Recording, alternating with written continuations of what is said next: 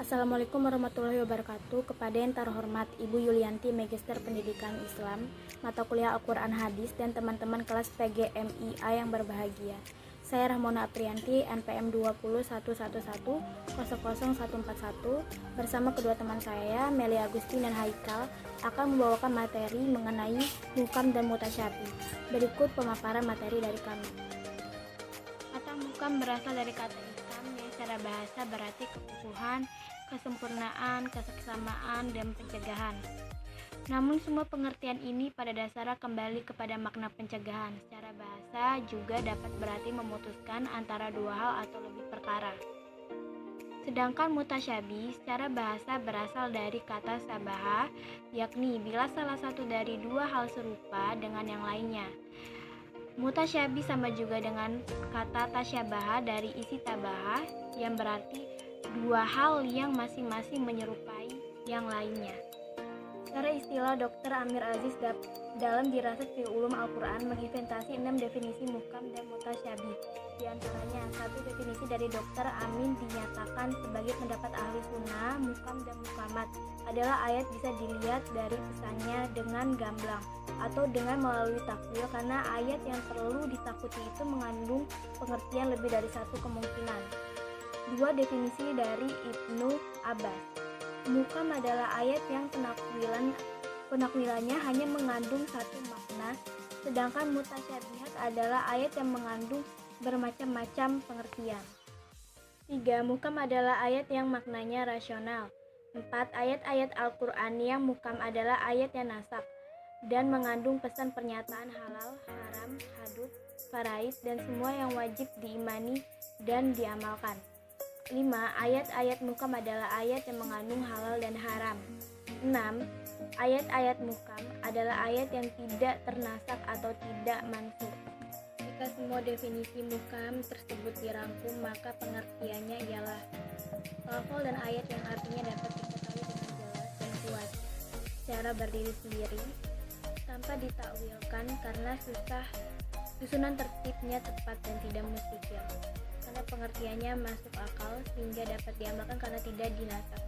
Sedangkan mutasyabih adalah lafal atau ayat yang artinya samar sehingga dapat dijangkau akal manusia karena bisa ditakwilkan secara beragam, sehingga tidak dapat berdiri sendiri karena susunan tertibnya kurang tepat sehingga menimbulkan kesulitan disebabkan pertunjukannya, artinya tidak kuat sehingga cukup diyakini adanya saja dan tidak perlu diamalkan karena merupakan ilmu yang hanya dimonopoli Allah.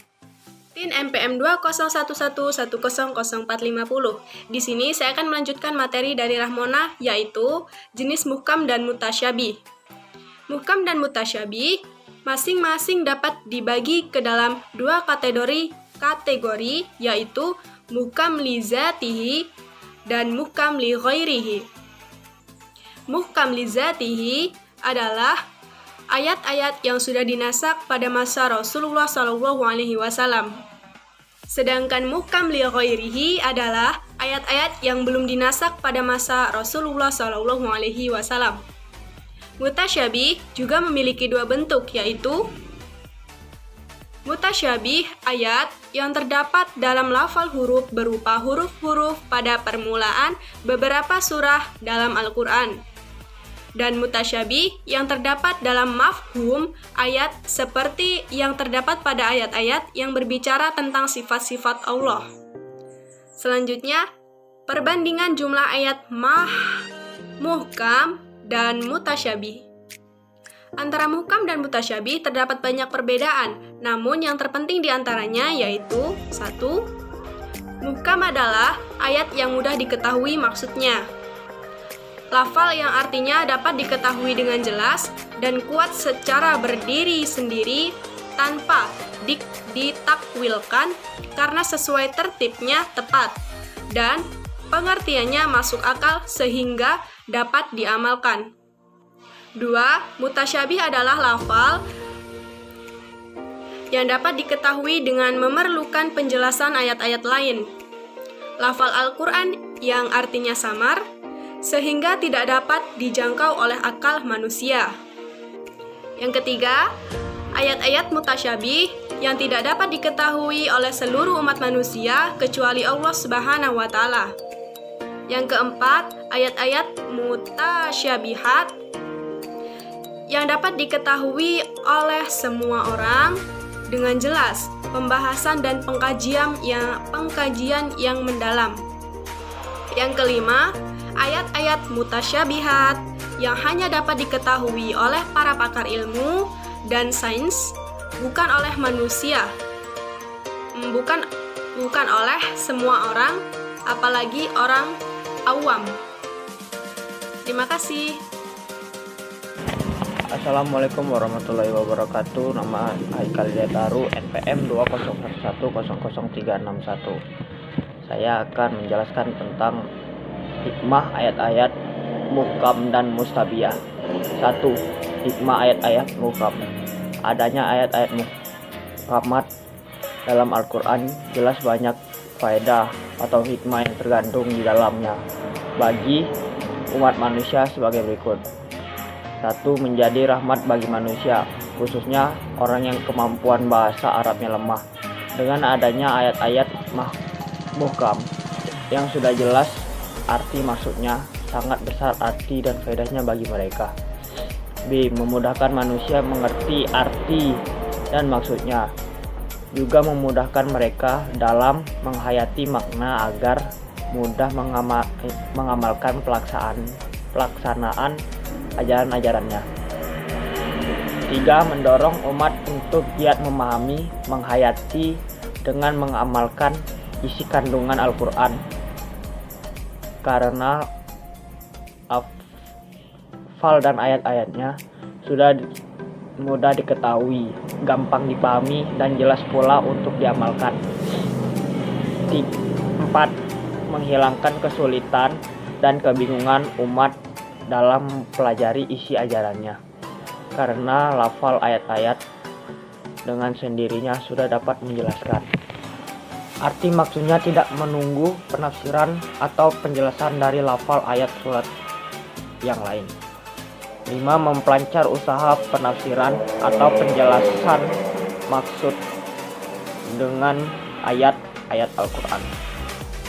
6. Membantu para guru, dosen, mubaligh, dan juru dakwah dalam usaha menerangkan isi ajaran Al-Quran dan tafsir ayat-ayatnya kepada masyarakat.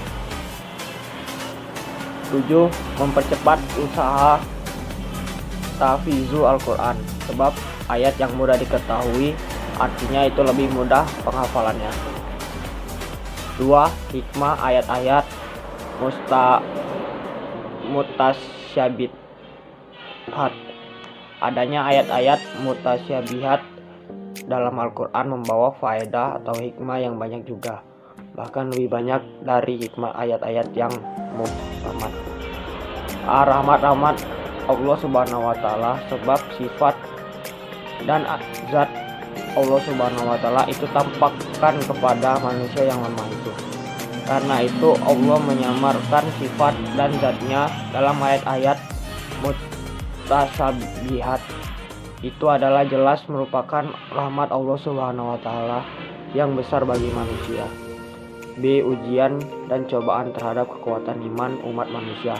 Apakah dengan disamarkan sebagian Al-Quran yang mutasyabih itu, maka akan tetap iman atau tidak? Seperti firman Allah di surat Al-Imran ayat 7. Orang yang tidak tahan uji dan tidak kuat menghadapi cobaan, maka mereka ingkar terhadap adanya ayat-ayat mutasyabihat. C. Membuktikan kelemahan dan kebodohan manusia. Sebesar apapun usaha dan persiapan manusia, masih ada kekurangan dan kelemahannya. Hal itu tersebut menunjukkan betapa besar kekuasaan Allah Subhanahu wa Ta'ala dan kekuasaan ilmunya. Hal ini seperti ucapan para malaikat terekam dalam ayat 32 surat Al-Baqarah yang artinya mereka menjawab, Maha suci Engkau, tidak ada yang kami ketahui selain dari apa yang Engkau ajarkan kepada kami. Sesungguhnya Engkaulah yang Maha mengetahui lagi Maha bijaksana. D. Mendorong umat untuk giat belajar, tekun menalar, dan rajin meneliti. Sebab dengan ayat-ayat mutasyabihat dalam Al-Quran yang harus mereka pedomani, itu mau tidak mau mereka harus giat mempelajarinya agar dapat mengerti terjemahannya, menghayati maksudnya, sehingga dapat mempedomani isi ajarannya. Memperlihatkan kemujizatan Al-Quran, ketinggian mutu sastra dan balagahnya, agar manusia menyadari sepenuhnya bahwa kitab itu bukanlah buatan manusia biasa, melainkan wahyu ciptaan Allah Subhanahu wa taala. Sikap para ulama terhadap ayat mustabihat. Para ulama berbeda pendapat tentang apakah ayat-ayat mustabihat dapat diketahui oleh manusia atau tidak, atau hanya Allah Subhanahu wa taala yang mengetahuinya. Perbedaan sikap-sikap tersebut disebabkan oleh perbedaan cara pembacaan surat Ali Imran ayat 7. Lebih khususnya lagi tentang di mana kita berhenti membacanya pada potongan ayat tersebut. Berdasarkan surat Al-Imran ayat 7, jelas bahwa di dalam firman Allah Subhanahu wa taala terdapat ayat-ayat muhkam dan mutasabih. Bahkan antara keduanya berhadapan. Tak ubahnya orang-orang berilmu berhadapan dengan orang-orang yang di dalam hatinya terdapat kecenderungan sesat. Dalam hal ayat-ayat muhkam tidak disebatkan oleh para ulama karena memang tidak dapat perbedaan yang prinsip di antara mereka.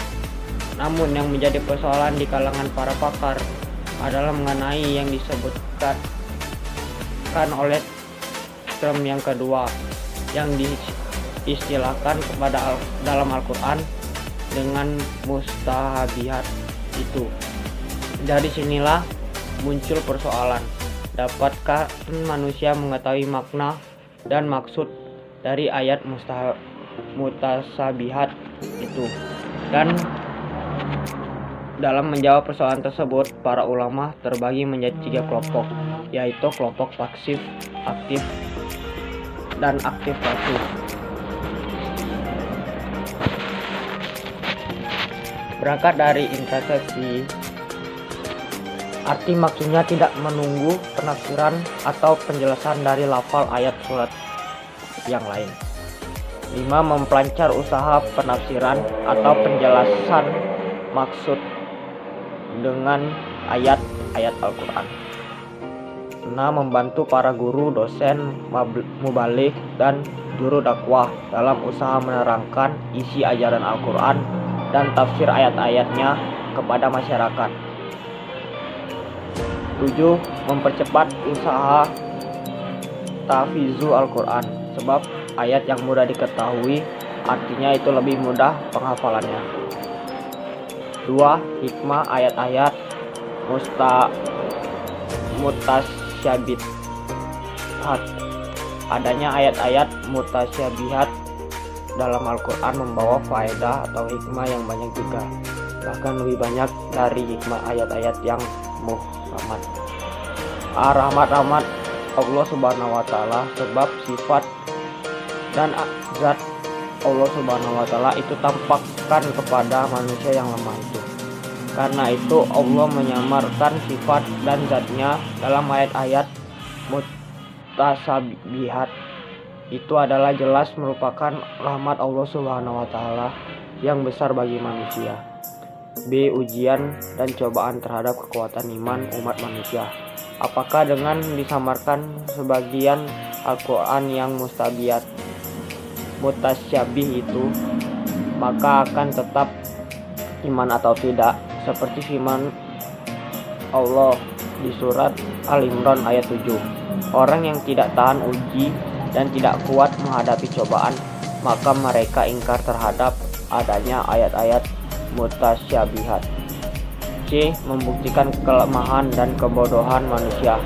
Sebesar apapun usaha dan persiapan manusia, masih ada kekurangan dan kelemahannya. Hal itu tersebut menunjukkan betapa besar kekuasaan Allah Subhanahu wa taala dan kekuasaan ilmunya. Hal ini seperti ucapan para malaikat terekam dalam ayat 32 surat Al-Baqarah yang artinya mereka menjawab, Maha suci Engkau, tidak ada yang kami ketahui selain dari apa yang Engkau ajarkan kepada kami. Sesungguhnya Engkaulah yang maha mengetahui lagi maha bijaksana. D. Mendorong umat untuk giat belajar, tekun menalar, dan rajin meneliti. Sebab dengan ayat-ayat mutasyabihat dalam Al-Quran yang harus mereka pedomani, itu mau tidak mau mereka harus giat mempelajarinya agar dapat mengerti terjemahannya, menghayati maksudnya, sehingga dapat mempedomani isi ajarannya. Memperlihatkan kemujizatan Al-Quran, ketinggian mutu sastra dan balagahnya, agar manusia menyadari sepenuhnya bahwa kitab itu bukanlah buatan manusia biasa, melainkan wahyu ciptaan Allah Subhanahu wa taala. Sikap para ulama terhadap ayat mustabihat. Para ulama berbeda pendapat tentang apakah ayat-ayat mustabihat dapat diketahui oleh manusia atau tidak, atau hanya Allah Subhanahu wa taala yang mengetahuinya. Perbedaan sikap-sikap tersebut disebabkan oleh perbedaan cara pembacaan surat Ali Imran ayat 7. Lebih khususnya lagi tentang di mana kita berhenti membacanya pada potongan ayat tersebut. Berdasarkan surat Al-Imran ayat 7, jelas bahwa dalam firman Allah Subhanahu wa taala terdapat ayat-ayat muhkam dan mutasyabbih. Bahkan antara keduanya berhadapan. Tak ubahnya orang-orang berilmu berhadapan dengan orang-orang yang di dalam hatinya terdapat kecenderungan sesat. Dalam hal ayat-ayat muhkam tidak bisa didebatkan oleh para ulama karena memang tidak dapat perbedaan yang prinsip di antara mereka. Namun yang menjadi persoalan di kalangan para pakar adalah mengenai yang disebutkan oleh term yang kedua yang diistilahkan kepada dalam Al-Quran dengan mustahabihat itu. Dari sinilah muncul persoalan, dapatkah manusia mengetahui makna dan maksud dari ayat mutasyabihat itu? Dan dalam menjawab persoalan tersebut, para ulama terbagi menjadi 3 kelompok, yaitu kelompok pasif, aktif, dan aktif pasif.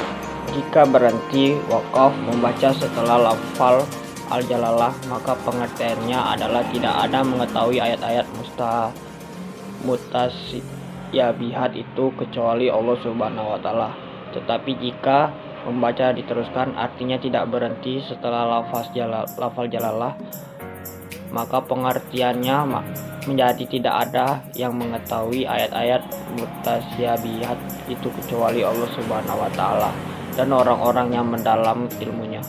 Menurut Mana Al-Qattatan, kedua pendapat di atas dapat dikompromikan merinci makna takwil. Takwil bisa untuk menunjukkan 3 hal. Takwil berarti memalingkan sebuah lafal dari al-ihtimal araj makna kuat kepada al-ihtimal al-maruj makna yang lemah karena ada dalil yang menghendakinya.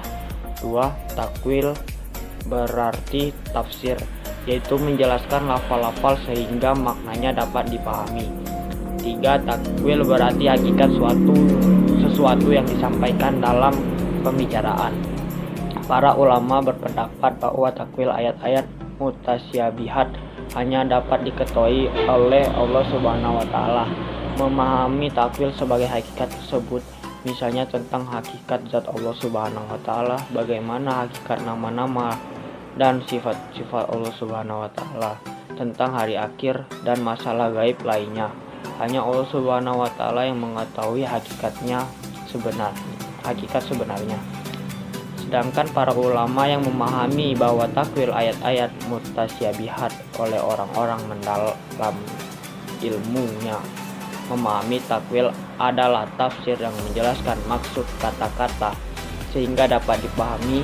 Dengan demikian tidak ada pertentangan antara 2 pendapat, yaitu antara yang membaca wakaf dan yang menyambungnya, karena perbedaannya kembali pada perbedaan takwil.